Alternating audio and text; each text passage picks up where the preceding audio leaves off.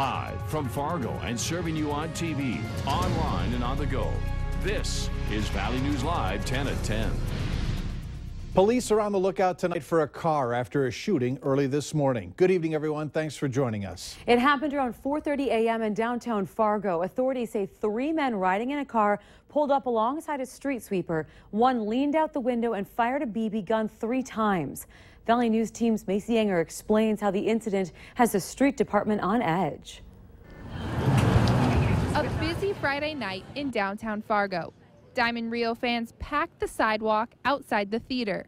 But most nights, only a few people mingle on the streets. That's frightening. It's absolutely frightening. It's kind of nerve-wracking. Less than 24 hours earlier, on a nearby street, 3 men drive up in a car, one firing a BB gun at a moving street sweeper. This was a unique, stressful situation for the operator, and we're very concerned about the comfort of all our operators. Not one person I spoke with was surprised to hear about this happening just a block from the busy downtown.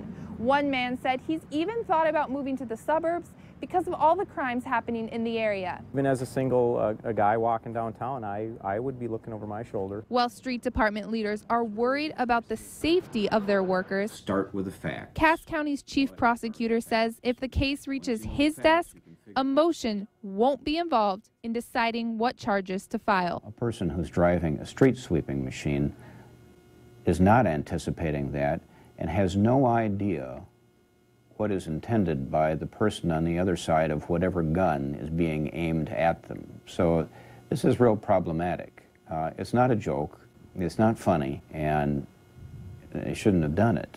And could there be consequences that result from it? Depends upon the facts. Until then, investigators continue to ask for your help in finding an older, brown, 2-door Honda. Contact them if you have any information. In Fargo, Macy Enger, Valley News Live. There are security cameras in the area that investigators hope might help them piece together where that car went. North Dakota could soon be better equipped to fight distracted driving. The funding comes from a measure attached to a long-term highway bill that passed the U.S. Senate yesterday. The Distracted Driving Act would modify the requirements for states to qualify for distracted driving grant money. Before this change, only one state qualified for funding.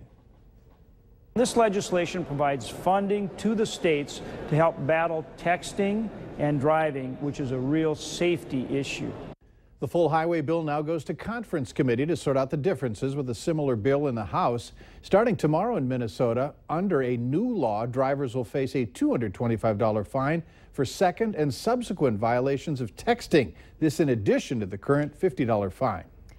At midnight tonight, you'll legally be allowed to conceal carry your firearm at public rest stops, liquor stores, and public parks.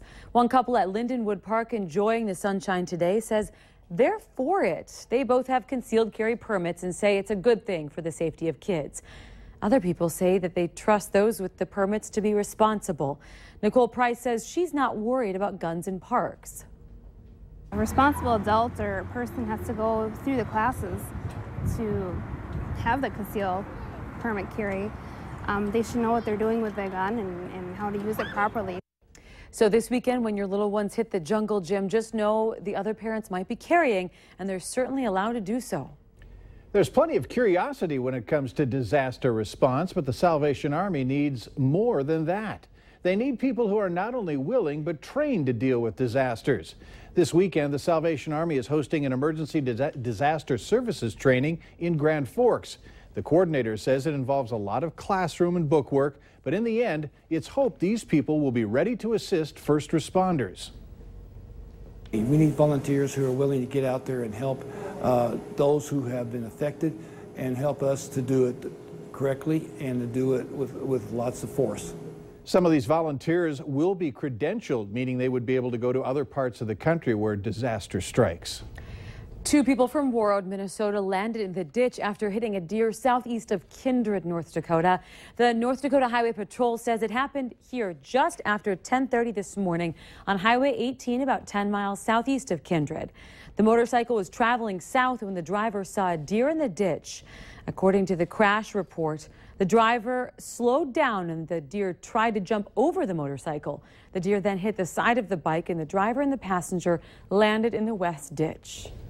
It's Friday, time to take a look at this week's Valley's Most Wanted. Police say 27-year-old Clifton Cannon, there he is on your screen, is wanted for delivery of a controlled substance within 1,000 feet of a school.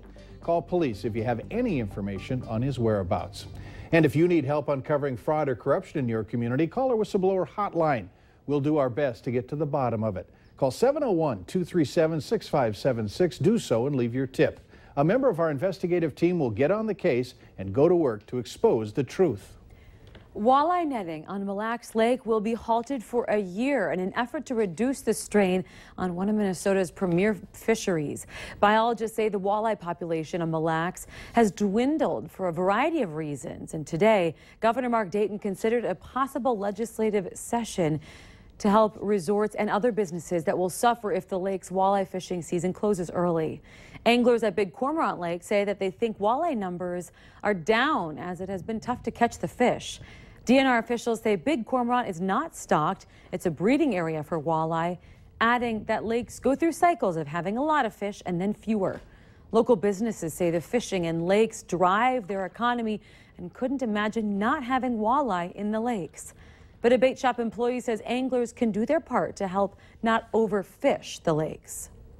If the lakes are being fished out, there's no way we can keep running, and everything takes such a big toll on that. And that's become a problem over time as people just keep taking more because they don't get caught. And they think, oh, well, we're just going to keep doing it. I mean, yeah, you get caught here and there, but most of the time people are getting away with it, and it really hurts us. Now, Christensen also says to help keep the walleye population up in the area, anglers should not take female walleyes that are full of eggs. West Nile virus has been discovered in a pool of mosquitoes in Fargo. Bren Prather with the Cass County Vector Control says the test results came back today from a sample collected on Wednesday.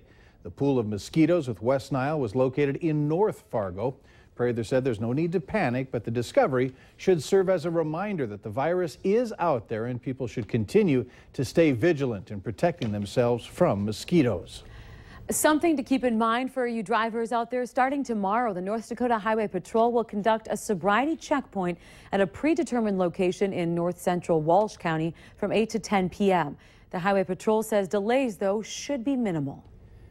In Sioux Falls, the Convention and Visitors Bureau was out at the Minnesota-South Dakota border today. They were welcoming bikers from all across the world on their way to Sturgis. From as far as Germany and Australia, bikers have not only traveled the world, but also the country on their way to the 75th annual Sturgis Motorcycle Rally. The 75th Motorcycle Rally officially begins on Monday and will last through next Sunday. Bill Davidson, the co-founder's great-grandson, will be at the rally. He says he's excited not only to make a special announcement, but also to meet people from all over the world.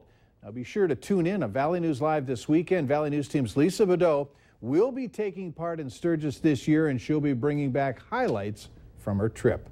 And remember to like Valley News Live on Facebook. You can follow the latest news, weather, breaking news updates anytime on your feed. Just search Valley News Live, like our page, and you'll stay informed throughout the entire day.